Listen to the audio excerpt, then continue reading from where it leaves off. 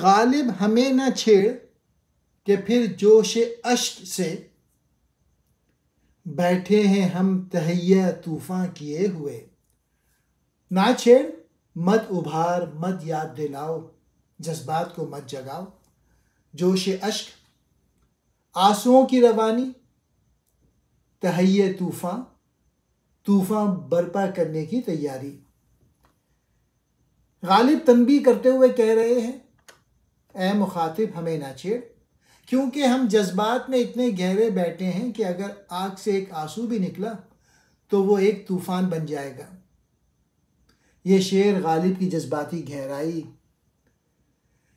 درون ذات کے طوفان اور برداشت کی آخری حد کو بیان کرتا ہے۔